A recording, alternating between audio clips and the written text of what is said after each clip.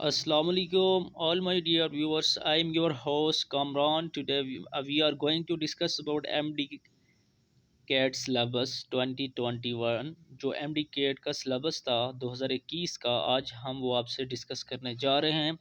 और ये स्पेशली उन जो हैं हमारे जो स्टूडेंट्स हैं, जो फ्रेशर हैं और जो रिपीटर्स हैं और जो जो एंट्री टेस्ट की प्रिपरेशन कर रहे हैं, उनके लिए बहुत ही मैटर करता है।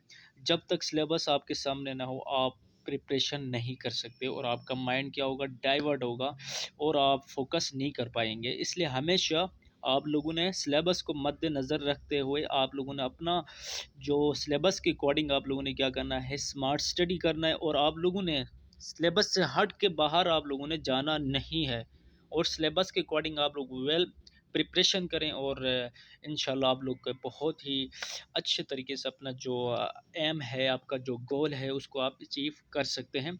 So let's start. इसके अंदर क्या है, आपके सबसे पहले आपके पास क्या आएगा, बायोलॉजी आएगा, आपका केमिस्ट्री आएगी, फिजिक्स, इंग्लिश, लॉजिकल रीजनिंग। ये 5 पोर्शन में से आपका मेडिकल एंट्री टेस्ट बन रहा होता है। ठीक है, ये जो पीडीएफ मेरे पास है, ये 46 पेजेस हैं। इसको वन बाय वन सब को डिटेल में लेकर नहीं जाऊंगा क्योंकि टाइम बहुत ही शॉर्ट है। मैं आप लोगों का टाइम वेस्ट नहीं करना चाह रहा और जो मेन चीज़ है वो मैं आप लोगों से डिस्कस करने जा रहा हूँ। ठीक है,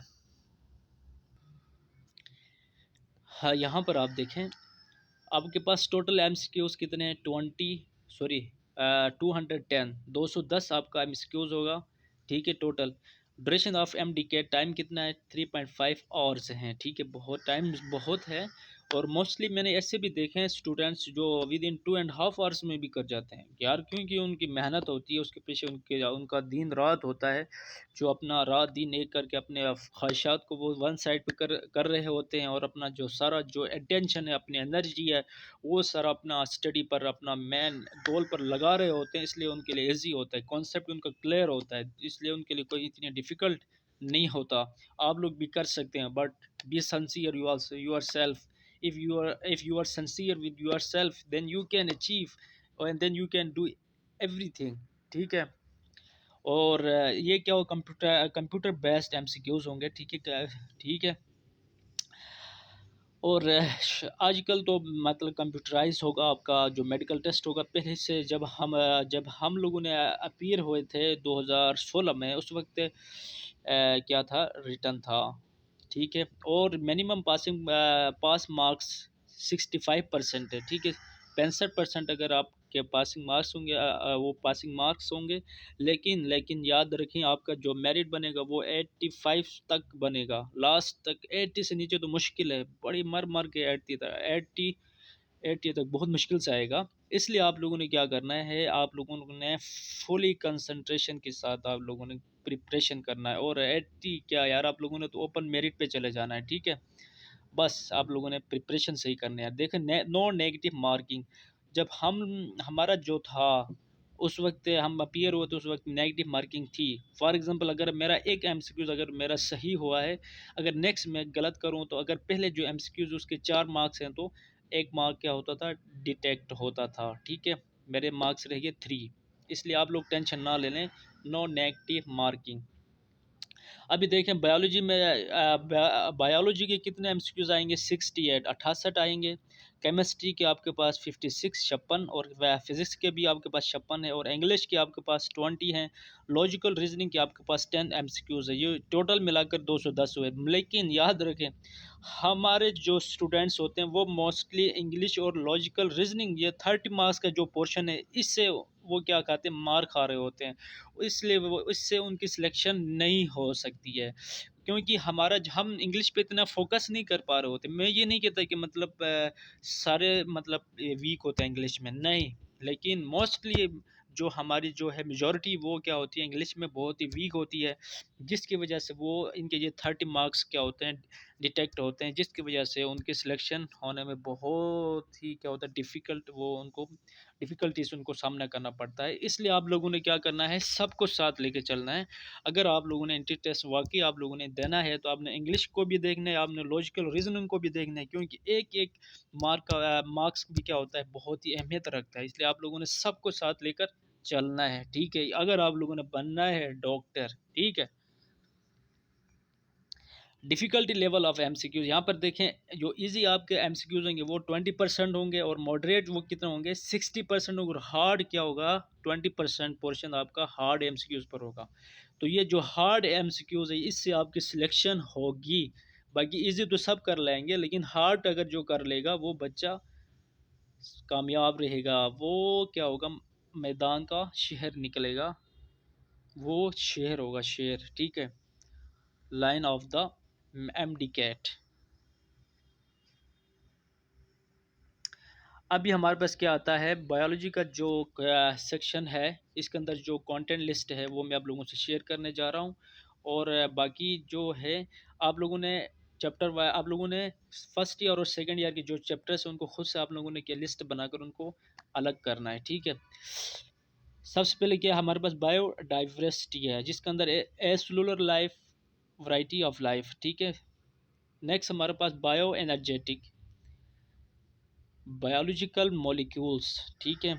और फोर ये आपके पास कितने सेल स्ट्रक्चर एंड फंक्शन है। फिफ्थ आपके पास है coordination and control, nervous and chemical coordination है। सिक्स आपके पास डाइवर्सिटी अमंग एनिमल्स है। सेवन आपके पास एंजाइम्स हैं। एट आपका एवोल्यूशन है। Nine life process in animals and plants, nutrition, gaseous exchange, transport, ठीक है। और टेन आपके पास प्रोकैरियोट्स हैं। 11 आपके पास रिप्रोडक्शन है। 12 आपके पास स्पोर्ट एंड मूवमेंट है। 13 आपके पास वेरिएशन एंड जेनेटिक इनहेरिटेंस है। आपके पास टोटल हो गए 13 चैप्टर्स होंगे, ठीक है। सेकेंड ईयर फर्स्ट ईयर और सेकेंड ईयर की बायोलॉजी में से 13 चैप्टर्स इंक्लूड हैं, ठीक है। अभी ये हमारे पास है केमिस्ट्री का जो है सेक्शन है, कंटेंट लिस्ट फॉर केमिस्ट्री के, ठीक है। अभी वो मैं आप लोगों से शेयर करने जा रहा हूँ। सबसे पहले आपके पास है introduction to fundamental concept of chemistry. Second आपके पास है एटॉमिक स्ट्रक्चर। थर्ड पे है गैसेस। फोर्थ पे है लिक्विड्स। फिफ्थ में है सॉलिड्स। सिक्स में है केमिकल इक्विलिब्रियम। सेवन्थ में रिएक्शन काइनेटिक्स। और एट्थ में है thermochemistry and energetics of chemical reactions है। और नाइन्थ में है इलेक्ट्रो केमिस्ट्री। एट 10 में है केमिकल बॉन्डिंग है। 11 में S and P block elements हैं। 12 में ट्रांजिशन एलिमेंट्स हैं। 13 में fundamental principle of organic chemistry है। और 14 में केमिस्ट्री ऑफ हाइड्रोकार्बन्स हैं। और 15 में आपके पास अल्काइल हैलाइड्स हैं। और 16 में अल्कोहल हैं, अल्कोहल्स एंड फिनॉल्स हैं। और 17 में अल्डिहाइड्स एंड कीटोन्स हैं। और 18 में कार्बोक्सिलिक एसिड्स हैं। और आपके पास 19 आपके पास जो है 19 में है मैक्रो मालिकूल्स हैं, ठीक है। तो ये हो गया आपके केमिस्ट्री के टोटल 19 चैप्टर हो गए, ठीक है। आप लोगों ने इनको फर्स्ट ईयर और सेकेंड ईयर के चैप्टर्स को अलग अलग करके फिर आप प्रिपरेशन करें। और अभी नेक्स्ट हमारे पास फिज़िक्स का जो कंटेंट लिस्ट है सबसे पहले है फोर्स एंड मोशन, ठीक है। Second work and energy. Third पे है रोटेशनल एंड सर्कुलर मोशन। और फोर्थ में है वेव्स हैं। फाइव में थर्मोडाइनमिक्स हैं। और सिक्स में इलेक्ट्रोस्टैटिक्स हैं। सेवन्थ में करंट इलेक्ट्रिसिटी है। एट्थ में इलेक्ट्रोमैग्नेटिज्म है। और नाइन्थ में आपके पास कौन सा आता है, इलेक्ट्रोमैग्नेटिक इंडक्शन है। और 10 में आपके पास इलेक्ट्रॉनिक्स है। 11 आपके पास डॉन ऑफ मॉडर्न फिजिक्स है। और 12 आपके पास एटॉमिक स्पेक्ट्रा है। और 13 पे आपके पास न्यूक्लियर फिजिक्स है। ये आपके पास फिजिक्स के टोटल हो गए फर्स्ट ईयर और सेकेंड ईयर से 13 आपके चैप्टर्स हैं, ठीक है।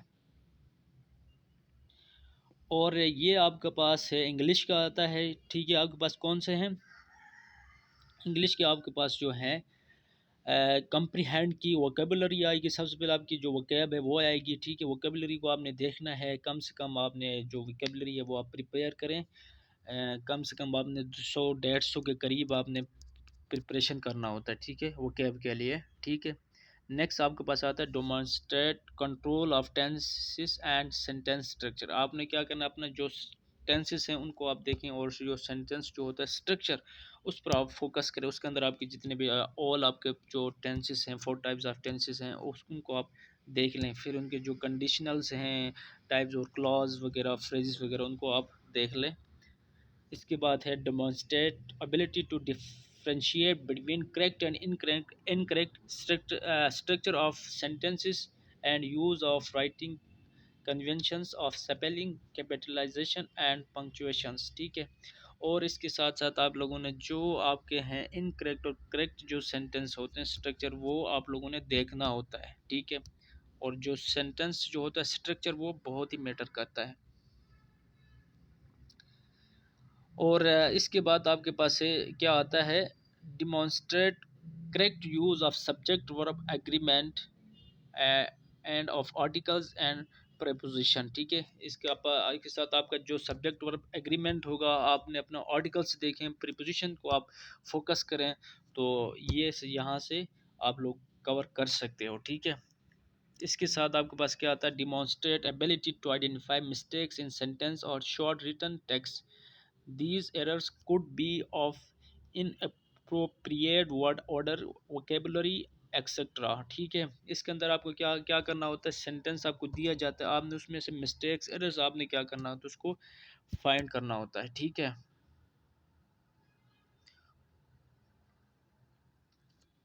Demonstrate ability to comprehend short written text and select the most appropriate responses। ठीक है।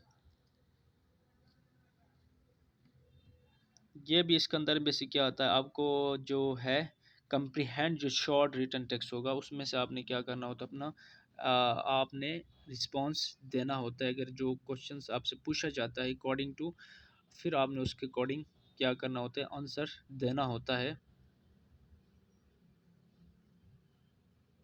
ठीक है।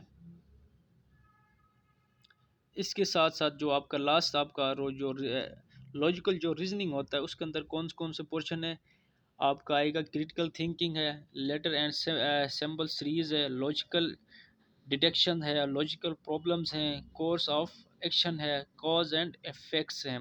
ये आपके इस पोर्शन में इंक्लूड है। बाकी आप पीडीएफ आप देख लें, उसके अंदर हर चीज़ को आपके पास डिटेल में होगा। ये मैंने जस्ट आप लोगों को समराइज, आप लोगों को जो होल जो कंटेंट था उसका बताया है, लेकिन आप लोगों ने पीडीएफ आप लोग ले लें, उसके अंदर हर चीज़ आप लोगों के लिए एक्सप्लेन हुई हुई एक्सप्लेन की गई है कि आप लोगों ने हर चैप्टर के अंदर फिर कौन कौन से जो टॉपिक्स को फोकस करना है, वो सब आप लोगों के पास होगा। ये आप लोगों के लिए जस्ट मैंने ओवरऑल आपका जो कंटेंट था उसका मैंने रिव्यू दे दिया है। ठीक है। बाकी आप लोग प्रिपरेशन सही करें। मैं लास्ट में एक ही बात आप लोगों से मैं करने जा रहा हूँ, वो ये है कि हमेशा अपने आप के साथ सिंसियर रहें, अपने फ्यूचर के साथ आप सिंसियर रहें, और टाइम की कदर को पहचानें। अगर आप टाइम की कदर करेंगे, तो फिर देखें आप वक्त आपको कहाँ से कहाँ लेके जाता है। ठीक है। और हमेशा माइंड सेटअप बनाओ कि ना होने वाली बात को दिमाग से निकाल दो। यार आई कैन डू, आपके अंदर पोटेंशियल है, एनर्जी है, आप कर सकते हो यार, क्यों नहीं कर सकते हो। लेकिन सिंसियर रहो यार अपने आप के साथ, और स्मार्ट स्टडी करो अकॉर्डिंग टू सिलेबस। इंशाल्लाह आप लोग, मुझे लगता है कि आप लोग 100% अचीव कर सकेंगे। ठीक है।